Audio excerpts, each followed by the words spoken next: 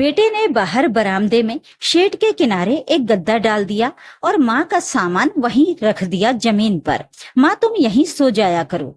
श्यामा जी ने अपना बिखरा हुआ सामान समेटकर बैग में रख लिया और टेबल पर रखी पति की फोटो भी उठाकर रख ली और बाहर निकल पड़ी।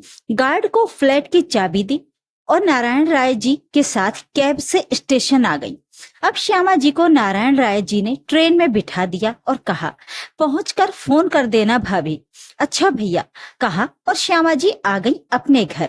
घर पहुंची तो ताला खोला, तभी आहट सुनकर जेठ जी की बड़ी बहू आ गई और श्यामा जी के पैर छूकर आशीर्वाद लिया और बोली, चाची जी आप अकेले कैसे आ गईं? अकेले दुकेले क्या होता है बहू, तेरे चाचा जी के दोस्त नारायण राय आते थे ना वहाँ। हाँ हाँ देखा है मैंने, चाचा जी से मिलने आते थे। बस उन्हीं ने ट्रेन में बिठा दिया और आ गई। अब इतनी भी अनपढ़ गंवार नहीं है तेरी चाची। अच्छा अच्छा आप हाथ मुंह धो लें, मैं चाय नाश्ता ले आती हूँ। और हाँ रात का खाना भी हमारे साथ ही खा लेना, अब अकेले बनाने न लग जाना। इतना कहकर अस्मिता बहू चली गई। चाय नाश्ता करने के बाद श्यामा जी आराम करने लगी, तभी फोन बज उठा। उधर से बेटे अभिजीत का फोन था और कहा, माँ ये फ्लैट की चाबी गार्ड को देकर कहाँ चली गई आप? अपने घर आ गई बेटा। अपने घर? तो क्या यहाँ आपका घर नहीं था क्या? नहीं बेटा, अपना घर तो ये है जहाँ मैं तेरे बाबूजी के साथ ब्याह कर आई थी। जिंदगी के इतने साल बिताए। ये अलग बात है कि तेरे बाबूजी पूरे सफर में मेरा साथ नहीं निभा पाए और बीच राह में छोड़कर चले गए, लेकिन सम्मान से जीना सिखा गए। वो हमेशा कहते थे कि सम्मान से जीना, चाहे नमक रोटी खाकर रह लेना, लेकिन अपमान सहकर मत रहना। इसलिए बेटा मैं अपने घर में सम्मान की सूखी रोटी खाकर रह लूंगी। तेरे यहाँ के अपमान के 36 व्यंजन भी हमारे लिए बेकार हैं। बहू तो बहू, तू भी मेरा अपमान करने से नहीं चूकता था। अब मैं यहीं रहूंगी और यहीं से मेरी अंतिम यात्रा भी निकलेगी। कहकर श्यामा जी ने फोन रख दिया और सोचने लगी, कितने मनुहार करने पर मैं बेटे अभिजीत के साथ उसके घर गई थी। अचानक पति रामलाल जी चल बसे। अभिजीत इकलौता बेटा था तो अपनी जिम्मेदारी समझकर माँ से कहने लगा कि अब यहाँ अकेले कैसे रहोगी, चलो मेरे साथ। श्यामा जी ने मना भी किया कि अकेली कहाँ हूँ, यहाँ तेरे ताऊजी का परिवार है। भले ही ताऊजी और ताईजी नहीं है तो क्या, बड़ी बहू और बेटा मेरा खूब ख्याल रखते हैं, मैं यहाँ रह लूंगी।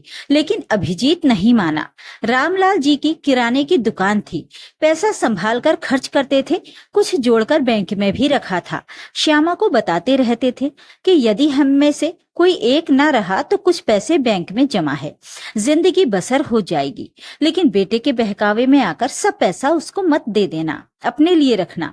वैसे जेठ के बेटा बहू कहते रहते थे कि चाची अब अलग क्या बनाती हैं, हमारे संग खा लिया करो, बुढ़ापे में कितना सा खाना होता है। तो श्यामा जी कभी जेठ के बेटे बहू के यहाँ तो कभी अपने आप बना लेती थी। जेठ के 2 बेटे थे, जिसमें बड़े बेटा बहू बड़े संस्कारी और बड़ों को मान सम्मान देने वाले थे। अभिजीत के मनुहार करने पर श्यामा जी अभिजीत के घर आई थी। वहां आकर 2 कमरे के फ्लैट में समझ नहीं आ रहा था कि कहाँ सामान रखें। फिर अभिजीत बोला, माँ अभी बैठो, आपके लेटने बैठने का इंतजाम अभी करता हूँ। अभिजीत अंदर गया। मेघना जो अभी तक बाहर निकलकर श्यामा जी से मिली भी नहीं थी। अभिजीत मेघना से बोला, अब माँ को तो ले आया हूँ पर समझ नहीं आ रहा है माँ को कहाँ जगह दूं। मेघना ने चिढ़कर कहा, अब पता है फ्लैट में जगह नहीं है तो क्यों लेकर आए, अब खुद ही व्यवस्था करो, मुझे मालूम नहीं। अभिजीत ने बाहर बरामदे में शेड के किनारे एक गद्दा डाल दिया और माँ का सामान वहीं रख दिया जमीन पर। माँ तुम यहीं सो जाना, कहकर अभिजीत कमरे में चला गया। दूसरे दिन सुबह जब मेघना सोकर उठी तो देखा माँ जी अंदर सोफे पर सिकुड़ी हुई पड़ी थी। मेघना ने अभिजीत को आवाज लगाई, ये देखो तुम्हारी माँ सोफे पर सो रही हैं, सारा सोफा खराब हो जाएगा। सोफा कोई सोने की जगह है क्या? माँ सोफे पर क्यों सो रही हो? वो बेटा वहां मच्छर बहुत लग रहे थे और बारिश भी आ गई थी तो छींटे पड़ रहे थे, कपड़े गीले हो रहे थे तो इसलिए यहाँ आ गई। अच्छा माँ, मैं आपके लिए आज एक फोल्डिंग पलंग ले आऊंगा और मच्छर का भी कुछ इंतजाम कर दूंगा। श्यामा जी को उठे हुए बहुत देर हो गई, लेकिन न अभी तक एक कप चाय ही मिली न कुछ नाश्ता। मेघना और अभिजीत जल्दी जल्दी तैयार होकर अपना टिफिन लेकर ऑफिस को निकल गए। फिर खुद ही श्यामा जी ने एक कप चाय बनाई और कुछ बिस्किट लेकर बैठ गई। फिर नहा धोकर पूजा पाठ भी कर ली। दोपहर हो गई, भूख लगने लगी, लेकिन खाने को कुछ नहीं था, तो 2 पराठे सेके और अचार के साथ खा लिया। शाम को जब अभिजीत और मेघना ऑफिस से आए, अपने कमरे में घुस गए। श्यामा जी से 2 दिन से कोई बात नहीं हुई थी, मेघना और अभिजीत की। मेघना बोली, अभिजीत खाना बनाने का मूड बिल्कुल नहीं है, पिज्जा ऑर्डर कर दो। पिज्जा आया और दोनों खा पीकर सो गए। श्यामा जी से किसी ने पूछा भी नहीं। ऐसे ही चलता रहा। कभी शाम को खाना बनता तो 2 रोटी रखी रहती, कभी सब्जी है तो कभी नहीं है। वो दोनों कमरे में ही खा लेते, श्यामा जी से कोई पूछता ही नहीं था। ऐसे ही 1 हफ्ता बीत गया। एक दिन भी बेटे बहू से बात नहीं हुई। आज संडे था, दोनों तैयार होकर बाहर जा रहे थे, तो श्यामा जी ने पूछ लिया, बेटा कहीं जा रहे हो क्या? हाँ माँ, आज छुट्टी है तो सारा दिन घूमने का प्लान है, मूवी देखेंगे, शॉपिंग करेंगे, फिर बाहर ही खाना खाकर लौटेंगे। और मेरे खाने का क्या होगा? आप अपने लिए कुछ बना लेना और घर की साफ सफाई कर देना, मेघना बोली, और रसोई भी ठीक ठाक कर देना। बेटा 1 हफ्ता हो गया, एक दिन भी ढंग से खाना नहीं मिला। कभी 2 सूखी रोटी, न दाल है न सब्जी है, न कुछ नाश्ता है। आप बना लो अपना, किसी ने रोका है क्या? अब मैं अपने लिए अलग से क्या बनाऊं? जो खाना बनता है उसी में थोड़ा मेरा भी बना लिया करें। अब मेघना को ऑफिस जाना होता है माँ, उसके पास इतना समय कहाँ है? हाँ बेटा, सही कह रहे हो, मेरे लिए 2 रोटी बनाने को कहाँ समय है। इस तरह बेटे बहू की बेरुखी देखकर श्यामा जी को बहुत दुख हुआ। इस तरह अपमान सहकर रहने से क्या फायदा? इससे तो अपना छोटा सा घर ही अच्छा था। भले ही अपने पेट से मैंने जेठ के बेटे को जन्म नहीं दिया था, लेकिन बेटा और बहू मेरा कितना ख्याल रखते थे। ज्यादा नहीं था, लेकिन सम्मान से 2 रोटी तो खा ही रही थी। भले ही पति ने बहुत पैसे नहीं छोड़े थे, लेकिन जो था उससे गुजारा हो जाता। यहाँ आकर श्यामा जी अपने आप को बहुत अपमानित महसूस कर रही थी। लेटी थी अपने बिस्तर पर, तभी नारायण राय जी का फोन आया, जो रामलाल जी के बड़े अच्छे मित्र थे। पूछने लगे, अरे भाभी जी, आप कहाँ हैं? घर गया था मैं, तो पता लगा आप बेटे के पास आई हैं।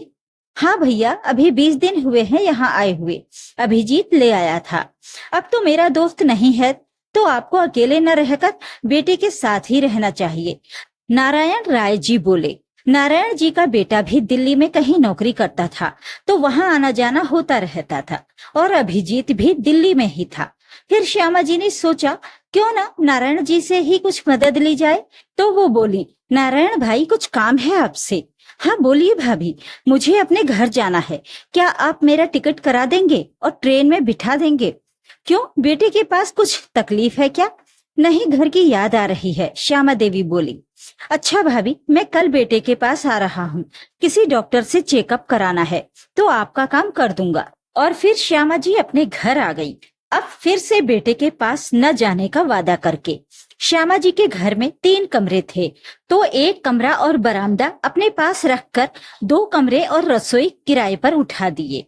अपना क्या, कमरे में ही एक कोने में गैस रख ली। जब कुछ खुद बनाना होता तो बना लेती, वरना जेठ की बहू तो ख्याल रखती ही थी। श्यामा जी सोच रही थी, अपनों से बढ़कर तो पराये ख्याल रख रहे हैं।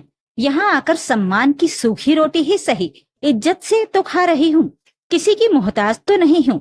और यहाँ 4 लोग जान पहचान को हैं, सबसे बोलते चालते समय निकल जाता है, और बाकी समय अपना भगवान के ध्यान पूजा में लगा दिया। वहाँ बेटे के यहाँ बरामदे में लावारिस सी पड़ी थी, न बहू बेटा कभी हालचाल पूछते थे। इंसान सब कुछ सह लेता है, लेकिन अपमान और तिरस्कार नहीं। सम्मान की तो नमक की रोटी भी किसी पकवान से कम नहीं लगती। तो ये थी आज की कहानी। इस कहानी के बारे में अपनी राय कमेंट बॉक्स में जरूर लिखें। वीडियो को लाइक और शेयर कर दीजिए। चैनल को सब्सक्राइब जरूर कर लें, ताकि आपको रोज अच्छी अच्छी कहानियां सुनने को मिल सकें। तो फिर मिलते हैं एक और कहानी के साथ। नमस्कार।